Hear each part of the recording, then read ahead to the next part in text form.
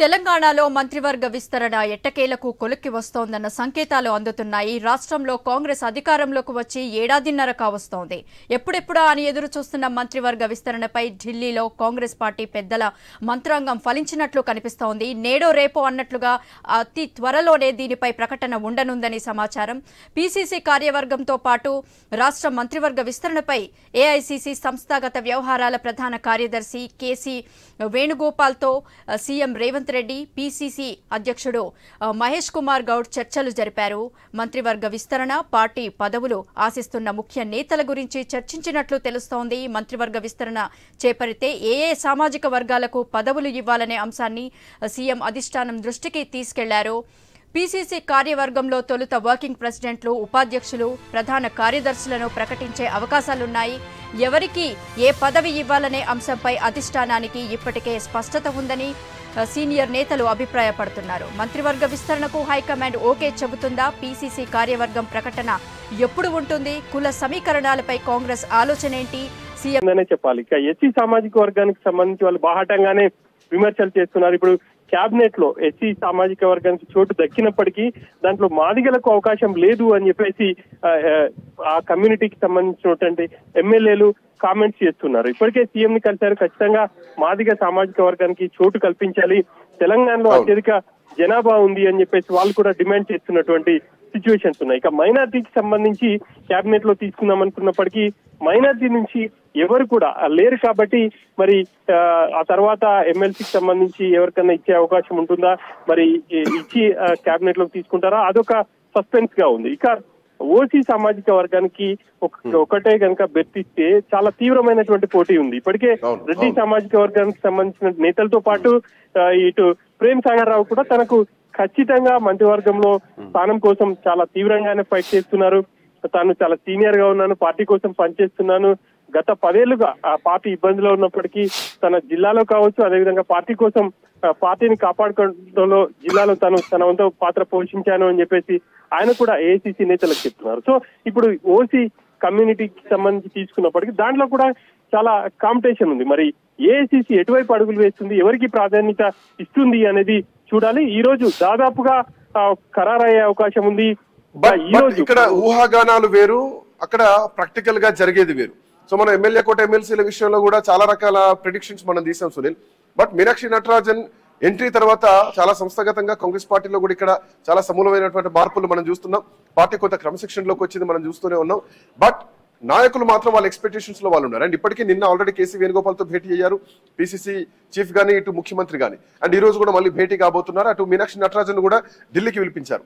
So ఇక్కడ ఏమైనా మార్పులు చేర్పులు ఉండేటువంటి అవకాశం ఉన్నదా? మీనాక్షి నటరాజన్ దగ్గర ఆల్రెడీ లిస్ట్ కన్ఫర్మ్ అయిందా? మీనాక్షి నటరాజన్ త్రూనే నడుస్తోందా? ముఖ్యమంత్రి మాటల్ని, ఇటు పీసీసీ మాటల్ని ఎట్లా చూడొచ్చు? వీళ్ళ ఏకాభిప్రాయం ఎట్లా ఉండబోతోంది? ఇటు రాష్ట్ర ఏదైతే ఇన్ఛార్జ్ మీనాక్షి ఉన్నారో, సో మీనాక్షి ఆలోచనలు ఎట్లా ఉండొచ్చు? ఇక మంత్రివర్గ విస్తరణ, మరోవైపు పీసీసీ ఈ కూర్పుకు సంబంధించి ఒక క్లారిటీ అయితే పీసీసీ చీఫ్ ఇచ్చారు. ఈ నెల చివరి వారికల్లా ఖచ్చితంగా మంత్రివర్గ విస్తరణతో పాటు పీసీసీని ప్రకటిస్తామని చెప్పేసి చెప్తున్నారు. సో ఒక క్లారిటీకి అయితే ఇటు సీఎం కావచ్చు, అదేవిధంగా పీసీసీ వచ్చినప్పటికీ రాష్ట్ర వ్యవహారాల ఇన్ఛార్జ్, అదేవిధంగా ఏఐసీసీతో మాట్లాడి ఫైనల్ చేసే అవకాశం ఉంటుంది. సో ఏఐసీసీ నేతల ముందు ఈ ప్రపోజల్ పెట్టినప్పటికీ ఏఐసీసీ ఇచ్చినటువంటి సూచనల మేరకే వెళ్లే అవకాశం ఉంటుంది. ఇప్పటికే అందరికీ ఒక క్లియర్ గా మెసేజ్ కూడా సీఎం ఇన్ఫార్మ్ చేశారు. ఏఐసీసీ నిర్ణయం మేరకే ఇటు మంత్రివర్గాన్ని ప్రకటిస్తారు, అదేవిధంగా పీసీసీని ప్రకటిస్తారు. దాంట్లో ఎవరు కూడా ఎటువంటి అపోహలకు లోన్ కావాల్సిన అవసరం లేదు అన్న ఒక క్లారిటీ అయితే ఇస్తున్నారు. సో మరి ఏఐసీసీ ఎవరిని ప్రకటిస్తుంది, ఇటు మంత్రివర్గంలో ఎవరికి అవకాశం కల్పిస్తుంది అనేది చూడాలి. మరోవైపు పీసీసీ సునీల్ ఇంకొకటి డౌట్ కనిపిస్తోంది. మనం ఎమ్మెల్యే కోట ఎమ్మెల్సీల విషయంలో విజయశాంతిని పెద్దగా ఎక్స్పెక్ట్ చేయలేదు. బట్ అన్ఫార్చునేట్ గా విజయశాంతి పేరు రావడం జరిగింది. అంటే విజయశాంతి స్టేట్ నుంచి కాకుండా ఏకంగా సెంట్రల్ నుంచే పావులు కల్పించారా? సో సెంట్రల్ తో లింక్ లో ఉన్నారా అన్నది ఒకటైతే కనుక, మహిళా కోట ద్వారా ఈసారి మళ్ళీ అట్లాంటి ఏమైనా సర్ప్రైజ్లు ఉంటాయా? సో విజయశాంతి ఏమైనా మంత్రివర్గంలో తీసుకునేటువంటి అవకాశాలు ఉంటాయా? ఎందుకంటే మళ్ళీ బీసీ సామాజిక వర్గం కూడా ఇక్కడ పరిగణలోకి తీసుకుంటే కనుక. ఖచ్చితంగా ఏఐసీసీ ఆలోచనల మేరకే అన్ని అంశాలను పరిగణలోకి తీసుకొని మంత్రివర్గాన్ని అయితే ఖచ్చితంగా ప్రకటిస్తారనేది ఒక క్లారిటీ అయితే ఉంది. కానీ ఎవరికి అవకాశం కల్పిస్తారనేది చూడాలి. ఎమ్మెల్సీ అప్పుడు చూసాం, అసలు విజయశాంతి పేరు ఎక్కడ కూడా వినిపించలేదు. ఇక్కడ నుంచి చాలా మంది ఆశావాహులు నుంచి వాళ్ళ లిస్ట్ ని కూడా పిసిసి ఏఐసిసికి పంపింది. కానీ ఏఐసిసి అనూహ్యంగా నిర్ణయం తీసుకొని విజయశాంతికి అవకాశం కల్పించింది. సో మంత్రివర్గ విస్తరణలో కూడా అటువంటి ఛాన్సెస్ ఉండే అవకాశం ఉంది. Right Sunil, thanks for joining. Right, మనతో పాటు మిట్ట నర్సయ్య గౌడ్ గారు, అట్లాగే ప్రముఖ పొలిటికల్ అనలిస్ట్ జయరాం గారు అందుబాటులో ఉన్నారు. ముందుగా జయరాం గారి దగ్గరికి వెళ్తాను. జయరాం గారు, సో మంత్రివర్గ విస్తరణ ఇక జరిగే హోప్స్ అయితే కనిపిస్తున్నాయి. సో ఇంతకాలం ఢిల్లీ పర్యటనలు వేరు, సో ఇప్పుడు జరుగుతున్నటువంటి ఢిల్లీలో జరుగుతున్నటువంటి ఈ హడావుడి కొంత వేరే కనిపిస్తోంది. కేసీ వేణుగోపాల్తో భేటీ కావడం, సో వరుసగా 2 సార్లు భేటీ కావడం, నిన్న రాత్రి రిటర్న్ రావాల్సినటువంటి ముఖ్యమంత్రి ఇంకా హైదరాబాద్ లోనే ఉండడం, బహుశా రేపు కూడా ఉండాల్సినటువంటి అవసరం ఉందేమో కనిపిస్తోంది. బట్ జయరాం గారు ఎట్లా చూడొచ్చు, మంత్రివర్గ విస్తరణ ఎట్లా ఉండబోతుంది, మీ అనాలిసిస్ ఏంటి? ఒకటి శ్రీకాంత్, ఇట్లా మనం అబ్జర్వ్ చేయాల్సింది ఏంటంటే ప్రతిష్టాత్మకంగా కాంగ్రెస్ ప్రభుత్వము బీసీ కులగణన చేసింది. బీసీ కులగణన చేసిన తర్వాత బీసీలలో కొన్ని కులాలకు ప్రాతినిధ్యం ఇప్పటి వరకు లేదు, కొన్ని కులాలకు మాత్రమే సో పొలిటికల్ పవర్ ఎంజాయ్ చేస్తున్నది బీసీ సోదరుల లోపల ఒక బాధ అయితే చాలా క్లియర్ గా కనిపిస్తుంది. వాళ్ళను సాటిస్ఫై చేయడం కోసము, అంటే ఇప్పటి వరకు ఏ వ్యక్తులు ఏ సామాజిక వర్గాలకు ఇంతవరకు అందలేదు, వాళ్ళను దాన్ని దృష్టిలో పెట్టుకొని చేయాల్సిన బాధ్యత ఇప్పుడు కాంగ్రెస్ ప్రభుత్వం మీద ఉంటుంది. దాన్ని మరి బీసీ సోదరుల విషయం లోపల మాత్రము వాళ్ళ విషయంలో కొంచెం డెఫినెట్ గా కేర్ తీసుకోవాల్సిందే. ఎందుకంటే అత్యధిక జనాభా బీసీలది భారతదేశంలో ఉంటుంది. ఇప్పుడు వీళ్ళ లెక్కల ప్రకారం 52%, 52 కంటే ఎక్కువగా ఉంటుంది, 55 వరకు ఉంటుంది. సరే, వాళ్ళ లెక్కల ప్రకారము 52% అని చెప్తున్నారు కాబట్టి 52%కి అంత ఆ జనాభా దామాష ప్రకారం ఉన్నదా అనేది ఒక ప్రధానమైన ప్రశ్న. సో ఆ ప్రశ్నకు వచ్చినట్టయితే డెఫినెట్ గా లేదనే చెప్పొచ్చు. కానీ ఇప్పుడు ఉన్నది ఏంటంటే రెడ్డి సామాజిక వర్గం నుంచి అత్యధికంగా సో పదవులలో ఎంజాయ్ చేస్తున్నారు. ఇప్పుడు ఇదొక అపవాదం ఉన్నది. సో ఇబ్బందికరమైన పరిణామం కూడా ఎదుర్కోవాల్సి వస్తుంది. మళ్ళీ రెడ్డి సామాజిక వర్గానికి కనుక పెద్దపీట వేసినట్టు అయితే. బట్ ఇవన్నీ దృష్టిలో పెట్టుకుని ఎమ్మెల్యే కోట ఎమ్మెల్సీల విషయం మనం చూసాం, ఖచ్చితంగా బీసీలకే పెద్దపీట వేయడం జరిగింది. బట్ ఇప్పుడు మంత్రివర్గ విస్తరణలో సరే 4 అనుకున్నాం, ఇందాక మా సునీల్ 5గురికి మంత్రివర్గంలో అవకాశం ఉండొచ్చు అన్నటువంటి ఒక అంశాన్ని కూడా తీసుకురావడం జరిగింది. బట్ ఈ 5గురిలో అంటే ఊహాగానాలు ఎక్కువ ఉన్నాయి. ఆశావాహులు కూడా ఆల్మోస్ట్ 2 డజన్ల వరకు ఉన్నారు. ఆల్మోస్ట్ 20 మంది వరకు మాకు వస్తుంది కావచ్చు అన్నారు. ప్రేమ్ సాగర్ అయితే వివేక్ ని టార్గెట్ చేసుకుంటూ మాట్లాడడం జరిగింది. 5-6 పార్టీలు మారొచ్చిన వాళ్ళకి మంత్రివర్గంలో ఎట్లా స్థానం ఇస్తారు, సో అట్లా జరిగితే కనుక ఖచ్చితంగా అన్యాయం చేసి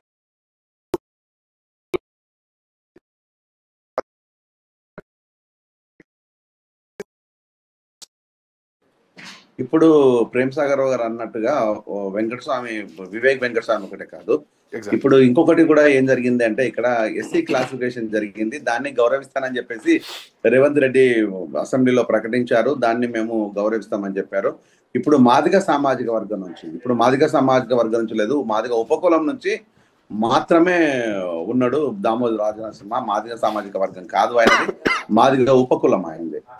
సో అది ప్రజలందరికీ తెలిసిన విషయమే. ఇప్పుడు మాదిగ సామాజిక వర్గం నుంచి ఒక బలమైన సామాజిక వర్గము, అత్యధిక జనాభా కలిగిన సామాజిక వర్గము, సో ఉద్యమాలలో కానీ లేకపోతే అన్ని విధాలలో కానీ ముందుండే సామాజిక వర్గాన్ని ఓటు బ్యాంకు సామాజిక వర్గం, దీన్ని అన్ని దృష్టిలో పెట్టేసుకొని ఇప్పుడు ఆ సామాజిక వర్గంలో నుంచి మరి ఎవరికి ఇస్తారా ఇవ్వరా అనేది వెంకటస్వామి మరి ఇచ్చినట్టు, మన వివేక్ వెంకటస్వామి కనుక ఇచ్చినట్టు అయితే మళ్ళీ అది మాల సామాజిక వర్గానికి ఎక్కువ పోతుంది. అంటే జనాభా దామాష ప్రకారం తక్కువ ఉన్న వ్యక్తులకు ఎక్కువగా పొందటము, ఎక్కువ ఉన్న వ్యక్తులకు లేకపోవడం అనేది అది కాంగ్రెస్ పార్టీకి ఇబ్బందికరమైన పరిణామాలు ఎదుర్కొంటుంది తప్పకుండా.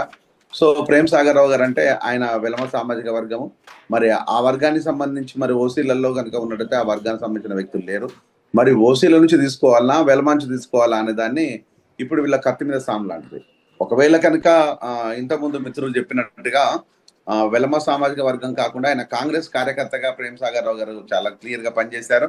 ఆయన పార్టీని కాపాడుతారు జిల్లా లోపల, ఇది అందరూ తెలిసిన విషయమే. కానీ ఇప్పుడు మరి అది కనుక ఆయన కనుక ఇవ్వకుండా ఆ జిల్లా నుంచి ఇద్దరికి ఇవ్వరు, ఎవరో ఒకరికి అయితే ప్రేమ్ సాగర్ రావు గారు లేకపోతే వివేక్ వెంకటస్వామికి ఇస్తే ఎలా ఉంటుంది అనేది ఉన్నట్టయితే ఇక్కడ మాదిగల నుంచి కూడా పూర్తి స్థాయి వ్యతిరేకత వస్తుంటుంది. వివేక్ వెంకటస్వామికి ఇవ్వడం వల్ల ప్రేమ్ సాగర్ రావు నుంచి పూర్తి వ్యతిరేకత వస్తుంది. సో మరి దీన్ని దృష్టిలో పెట్టుకొని ఎలా నిర్ణయాలు తీసుకుంటుంది అన్న విషయాన్ని మనకు తెలియదు. ఆ నిర్ణయాలు తీసుకుంటే బాగుంటుంది అనేది మనం ఒకసారి అర్థం చేసుకోవాలి, ఆలోచించాల్సిన అవసరం ప్రభుత్వం మీద ఉంది. One second, welcome back to Narse Goud గారు కూడా మనతో పాటు జాయిన్ అయ్యారు. నర్సేగౌడ్ గారు, సో మొత్తానికి ఈ రోజు సాయంత్రానిక రేపు పొద్దుటిక మంత్రివర్గ విస్తరణ జరిగేటువంటి అవకాశాలు చాలా కీలకంగా కనిపిస్తున్నాయి. సో పార్టీలోని కొంతమంది ఎమ్మెల్యేలు ఇప్పటికే ఆశగా ఎదురు చూస్తున్నారు. సో ప్రస్తుతానికి 6 మంత్రి పదవులు ఖాళీగా ఉంటే సో 4 లేదంటే 5 వరకు ఈసారి బెర్తులు ఫిల్ చేసేటువంటి అవకాశాలు అయితే కనిపిస్తున్నాయి. అండ్ ఇప్పటికే కొంతమంది కీలక నేతలు కూడా ఢిల్లీ రావాలంటూ కూడా పిలుపు వచ్చినట్టుగా తెలుస్తోంది. హైకమాండ్ పిలుపుతోటి ఇప్పటికే కొంతమంది కీలకమైనటువంటి తెలంగాణ నాయకులు కూడా ఢిల్లీ వెళ్ళినట్టు కనిపిస్తున్నారు. మహేష్ కుమార్ గౌడ్ ఆల్రెడీ నిన్ననే కేసీ వేణుగోపాల్ తో సీఎం అండ్ మహేష్ కుమార్ గౌడ్ ఇద్దరు భేటీ కావడం జరిగింది. మంత్రివర్గ విస్తరణకు ముహూర్తం ఫిక్స్ అయినట్టు కనిపిస్తుంది. ఉగాదికి అనుకున్నాం, ఆ ఉగాది పోయింది. మళ్ళీ ఇప్పుడు ఈ రోజుకు సాయంత్రానికో రేపటికో మంత్రివర్గ విస్తరణ జరిగేటువంటి అవకాశాలు అయితే కనిపిస్తున్నాయి. సో ఎట్లా చూస్తున్నారు నర్సేగౌడ్ గారు? సో నెక్స్ట్ పరిణామాలు ఎట్లా ఉండబోతున్నాయి? ఒకవేళ కొందరికి కన్ఫర్మ్ అయితే మిగతా వాళ్ళు ఎట్లా బుజ్జగించుకోవాలి, పార్టీని మళ్ళీ క్రమంలో పెట్టుకోవాల్సినటువంటి టైం కూడా ఇప్పుడు 2 విధాలుగా ఆలోచించాలి. ముందుగా మీకు ప్యానల్లో ఉన్న పెద్దలకు వ్యూవర్స్ కు నమస్కారం.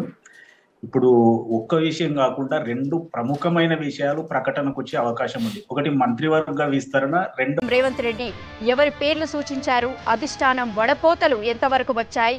ఇప్పుడు ఇవే ప్రశ్నలు రాజకీయ వర్గాల్లో చక్కర్లు కొడుతున్నాయి.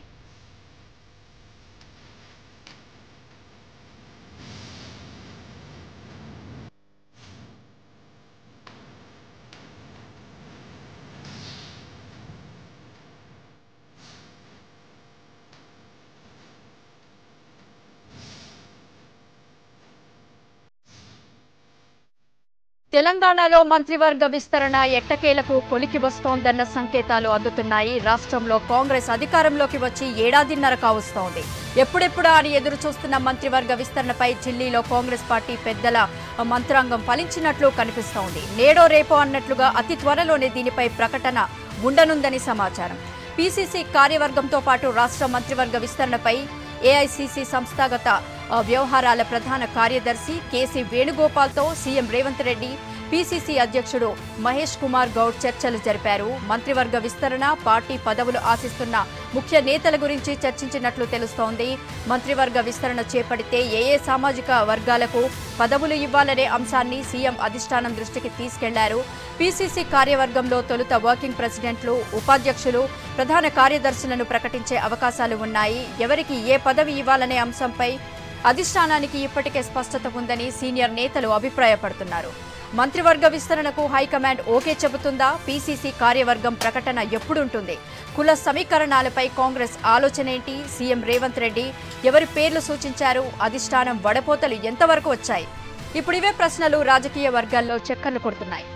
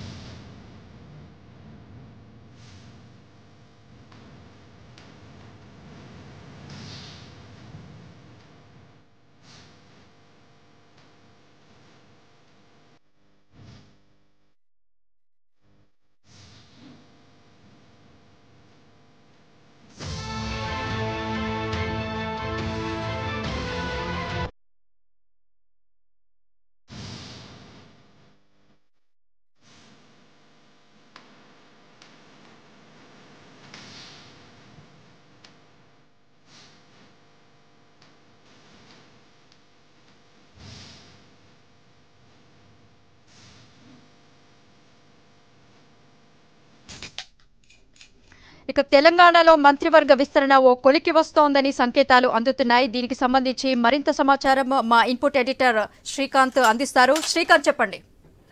గీత, గుడ్ ఆఫ్టర్నూన్. సో మొత్తానికి 16 నెలల కాంగ్రెస్ పార్టీ ప్రభుత్వం ఏర్పడిన తర్వాత మంత్రివర్గ విస్తరణ అనేది నిజానికి ఇప్పుడా అని ఎదురు చూస్తూనే ఉన్నారు చాలా మంది ఆశావహులు. అండ్ ప్రభుత్వంలో ఇంకా మిగతా ఉన్నటువంటి 6 మంత్రి పదవులు ఏవైతే ఉన్నాయో సో వాటి కూర్పు అనేది ఇప్పటికే ఆల్మోస్ట్ 1 ఇయర్ నుంచి అది పెండింగ్ లో పడుతోంది. సో 16 నెలలైంది కాంగ్రెస్ పార్టీ ప్రభుత్వం తెలంగాణలో ఏర్పడి.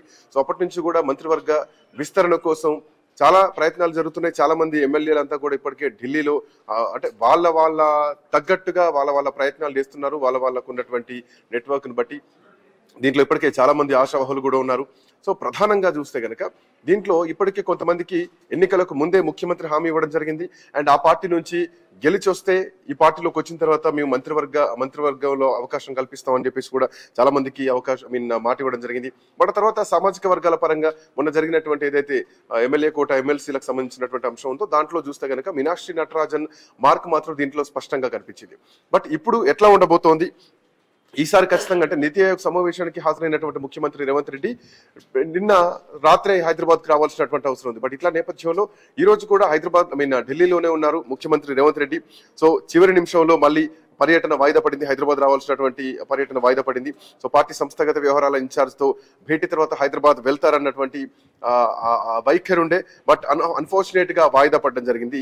సో ఇప్పుడు తెలంగాణ రాజకీయాల్లో ఒక హాట్ సిచ్యువేషన్ మాత్రం ఢిల్లీలో నడుస్తున్నాయి. సో మంత్రివర్గ విస్తరణ జరగబోతోంది అన్నటువంటి ఊహాగానాలు ఇంకా ఎక్కువగా బలం చేకూరుతున్నాయి. సో ఇవాళ రేపు మంత్రివర్గ విస్తరణపై ఒక కీలకమైనటువంటి ప్రకటన వచ్చేటువంటి అవకాశం ఉంది. సో ఇవాళ మార్నింగ్ నుంచి కూడా ముఖ్యమంత్రి రేవంత్ రెడ్డి అక్కడ బిజీగానే ఉన్నారు.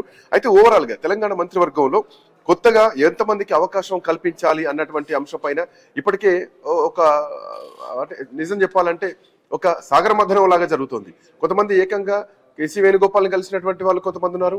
ఇటు డికే శివకుమార్ త్రూ మంత్రంగా నడిపించే వాళ్ళు కొంతమంది ఉన్నారు. ఏకంగా మల్లికార్జున ఖర్గేని కొంతమంది కలుస్తున్నారు. అటు రాహుల్ గాంధీని కూడా కొంతమంది కలుస్తున్నారు. సో నల్లగొండ జిల్లా నుంచి అటు కోమటిరెడ్డి రాజగోపాల్ రెడ్డి మంత్రివర్గంలో అవకాశం కోసం చూస్తున్నారు. ఆయన అక్కడక్కడ లీకులు కూడా ఇచ్చారు. నేను హోంమంత్రిని అయితే తప్పేంటి, నాకు హోంమంత్రి కావాలని కోరికగా ఉందంటూ కూడా గతంలో ఆయన చెప్పడం జరిగింది. అట్ సేమ్ టైం ఒక కుటుంబం నుంచి 2 మంత్రులు ఉంటే తప్పేమిటి, నాకు మంత్రివర్గం రాకుండా అంటే మంత్రివర్గంలో అవకాశం లేకుండా జానారెడ్డి అడ్డుపడుతున్నాడంటూ కూడా కోమటిరెడ్డి రాజగోపాల్ రెడ్డి చాలా సంచలనమైనటువంటి ప్రకటన చేశారు. సో ఇట్లా నేపథ్యంలో ఇప్పుడు రాజగోపాల్ రెడ్డి పరిస్థితి ఏంటి, ఒకవేళ రాజగోపాల్ రెడ్డికి ఇస్తే కనుక ఉత్తమ్ పద్మావతి కూడా తాను మంత్రివర్గంలో అవకాశం కోసం ఎదురు చూస్తున్నటువంటి పరిస్థితి మాత్రం కనిపిస్తోంది. సో ఓవరాల్ గా ఒక క్లారిటీ మాత్రం మంత్రివర్గ విస్తరణపై వచ్చేటువంటి అవకాశాలు కనిపిస్తున్నాయి. సామాజిక వర్గాల పరంగా కూడా ఇప్పటికే ప్రధానంగా చూస్తున్నారు. సో ముఖ్యమంత్రి నిన్న రావాల్సినటువంటి ముఖ్యమంత్రి ఇవాళ కూడా హైదరాబాద్ లో ఉన్నారు. సో నెక్స్ట్ షెడ్యూల్ ఏంటి, మంత్రివర్గ విస్తరణ తర్వాతనే ఆ లిస్టు తోటి హైదరాబాద్ కు ముఖ్యమంత్రి రేవంత్ రెడ్డి వచ్చేటువంటి అవకాశాలున్నాయా, చాలా మంది పేర్లు కూడా వినిపిస్తున్నాయి. ఇప్పటికీ అటు మహబూబ్ నగర్ నుంచి శ్రీహరికి ఎన్నికల ముందే హామీ ఇవ్వడం జరిగింది. మంత్రివర్గంలో వాకిటి శ్రీహరికి అవకాశం ఇస్తానంటూ కూడా ఆయనకు మాట ఇవ్వడం జరిగింది. ఆయన ఇప్పటికీ దాని మీద ఆశ పెట్టుకున్నారు. అయితే లేట్ అవుతున్న కొద్దీ రాజకీయ పరిణామాలు మారుతున్నాయి కాబట్టి అవకాశం వస్తుందా రాదా అన్నటువంటి ఒక ఆలోచనలోకి ఆశావహులు వెళ్తున్నారు. అటు నిజామాబాద్ నుంచి ఇప్పటికే సుదర్శన్ రెడ్డి లైన్ లో ఉన్నారు. నల్గొండ నుంచి ఇటు రాజగోపాల్ రెడ్డికి ఇస్తారా, రాజగోపాల్ రెడ్డికి ఇస్తే ఉత్తమ్ పద్మావతి కూడా ఇవ్వాలి అన్నటువంటి డిమాండ్ ఒకటి వినిపించేటువంటి అవకాశాలు ఉన్నాయా. అటు బాలు నాయక్ కూడా దీంట్లో ఉన్నారు. అటు రంగారెడ్డి జిల్లా నుంచి మల్రెడ్డి రంగారెడ్డి కూడా ఇప్పటికే ఉన్నారు. సో ఆయన అవసరమైతే నేను రాజీనామా చేసి ఇంకొక బీసీని గెలిపిస్తా, అట్లా అయినా మంత్రి పదవి ఇవ్వాలి అంటూ కూడా ఇప్పటికే చెప్పడం జరిగింది. అటు రామ్మోహన్ రెడ్డి గానీ ఆదిలాబాద్ నుంచి ఇంకా అటు ప్రేమ్ సాగర్ రావు గానీ గడ్డం వివేక్ గానీ వీళ్ళిద్దరి మధ్యలో పోటీ నడుస్తూ ఉంటుంది. తనకు మంత్రివర్గంలో అవకాశం రాకపోతే తనేంటో చూపిస్తానంటూ కూడా ఆయన ఇప్పటికే ప్రేమ్ సాగర్ ఒక కామెంట్ చేయడం జరిగింది. గడ్డం వివేక్ ను విమర్శిస్తూ 4-5 పార్టీలు తిరిగి వచ్చిన వాళ్లకు మంత్రి పదవులు ఇస్తారా, మంత్రివర్గంలో అవకాశం ఇస్తారా అంటూ చాలా సంచలన కామెంట్ చేయడం జరిగింది. రైట్, ఒక్కసారి మా కరెస్పాండెంట్ సునీల్ అందుబాటులో ఉన్నారు మనతో. సునీల్, ఒక కొలిక్ వచ్చేటువంటి అవకాశాలు కనిపిస్తున్నాయా మంత్రివర్గంలో? ఇక ఒక డెడ్ లైన్ అయిపోయినట్టేనా, ఇక డిక్లరేషన్ వచ్చేటువంటి ఛాన్సెస్ ఉన్నాయా? నిన్న నీతి ఆయోగ్ సమావేశానికి పోయిన ముఖ్యమంత్రి నిన్న రాత్రి హైదరాబాద్ కి రావాలి, బట్ ఈ రోజు కూడా బిజీగానే ఉన్నారు. సో మంత్రివర్గ విస్తరణ ఇక కొలిక్ వచ్చినట్టు కనిపిస్తుందా సునీల్, ఎట్లా ఉండబోతోంది? శ్రీకాంత్, ఎట్టకేలకు తెలంగాణ మంత్రివర్గ విస్తరణకు సంబంధించి తుది కసరత్తు అయితే దాదాపుగా పూర్తయిందనే చెప్పాలి. నిన్న ఏఐసిసి జాతీయ ప్రధాన కార్యదర్శి సంస్థాగత వ్యవహారాలు చూస్తే కేసీ వేణుగోపాల్ తో సీఎం రేవంత్ రెడ్డి, అదేవిధంగా టీపీసీసీ చీఫ్ మహేష్ కుమార్ గౌడ్ దాదాపుగా 1.5 గంటలకు పైగా భేటీ అయ్యారు. ఇప్పటికే మంత్రివర్గంలో ఎవరిని తీసుకోవాలి అన్న అంశానికి సంబంధించి కూడా ఏఐసిసికి ఒక అంచనా ఉంది అని చెప్పేసి చెప్పుకోవాలి. ఎందుకంటే ఇంతకు ముందే ఇటు డిప్యూటీ సీఎం కావచ్చు, అదేవిధంగా ఉత్తమ్ కుమార్ రెడ్డి చాలా మందితో కూడా ఏఐసిసి నేతలు మాట్లాడారు కాబట్టి వాళ్ళు ఒక అంచనాకైతే వచ్చారు. ఇక ఎవరిని తీసుకుంటారు అనేది అయితే ఒక ఉత్కంఠ మాత్రం నెలకొంది. ప్రధానంగా సామాజిక వర్గ సమీకరణలను పరిగణలోకి తీసుకుని ఇటు మంత్రివర్గం కావచ్చు, ఇటు మరోవైపు పిసిసిని పునర్వ్యవస్థీకరించాలని చెప్పేసి ఏఐసిసి భావిస్తుంది. అందులో భాగంగా ఈ రోజు కూడా ఏఐసిసి నేతలు ఇటు రాష్ట్ర నేతలతో మాట్లాడబోతున్నారు. ఇక మధ్యప్రదేశ్ లో ఉన్నటువంటి రాష్ట్ర వ్యవహారాల ఇన్ఛార్జ్ మీనాక్షి నటరాజన్ కూడా ఢిల్లీ రమ్మన్నారు. ఈ రోజు మరోసారి చర్చించి కేసీ వేణుగోపాల్ తో సీఎం అదేవిధంగా పిసిసి చీఫ్ రాష్ట్ర వ్యవహారాల ఇన్ఛార్జ్ డిస్కస్ చేసి రాహుల్ గాంధీ ముందు ఉంచుతారు. ఆ తర్వాత ఏఐసిసి అధ్యక్షుడికి ఫైనల్ గా లిస్ట్ పంపబోతున్నారు. ఇక సామాజిక వర్గ సమీకరణలను పరిగణలోకి తీసుకున్నప్పటికీ మంత్రివర్గంలో ఈసారి 5గురిని తీసుకోవాలన్న ఆలోచన ఉన్నట్టుగా తెలుస్తుంది. బట్ ఇప్పటి వరకు మనం 4గురికి మాత్రమే అవకాశం దక్కుతుంది అనుకున్నాం. కొత్తగా ఇప్పుడు 5గురికి అంటే ఓవరాల్ గా 6 4 మాత్రమే ఇస్తారు, 4 బెర్తులు నింపుతారు అనుకున్నాం. సో ఇప్పుడు 5గురికి అవకాశం వచ్చేటువంటి అవకాశాలు ఉన్నాయి అన్నది ఒక ప్రధానంగా ఇంకొక అంశం బయటకు వస్తుంది. అండ్ మోర్ ఓవర్ ఈ 5 స్థానాలకు ఇప్పటికే మనం చూస్తున్నాం పోటాపోటీ కూడా చాలా ఎక్కువగా ఉంది. అటు శ్రీహరి ఉన్నారు, ఇటు నిజామాబాద్ నుంచి సుదర్శన్ రెడ్డి ఉన్నారు. నిజామాబాద్ లో కూడా అక్కడ 2 రకాల పోటీలు నడుస్తున్నాయి. సుదర్శన్ రెడ్డిని కాదని మల్లికార్జున ఖర్గే నుంచి కొంతమంది నడిపిస్తున్నారు. అండ్ నల్గొండ నుంచి రాజగోపాల్ రెడ్డి, బాలునాయక్, ఇంకా అటు ఉత్తమ్ కుమార్ రెడ్డి కుటుంబం నుంచి కూడా ఇంకొకరు మంత్రి పదవి ఆశిస్తున్నారా? సో రకరకాల లెక్కలు కనిపిస్తున్నాయి. ఒకవేళ బెర్తులు ఫిల్ అయితే ఎట్లాంటి పరిస్థితులు ఉండొచ్చు, సామాజిక వర్గాల పరంగా ఎట్లా చూడొచ్చు సునీల్? ఇంతకు ముందు ఒక సామాజిక వర్గ సమీకరణ పరిగణలోకి తీసుకుంటే ఒకరి పేరు దాదాపుగా ఫైనల్ గా ఉండే అవకాశం ఉందనేది వినిపించింది. కానీ ఇప్పుడు సామాజిక వర్గ సమీకరణను పరిగణలోకి తీసుకున్నప్పటికీ అందులో కూడా చాలా కాంపిటీషన్ కనిపిస్తా ఉంది. బీసీ సామాజిక వర్గానికి కనుక మీన్స్ కేబినెట్ లో బెర్తు దక్కితే దాంట్లో కూడా చాలా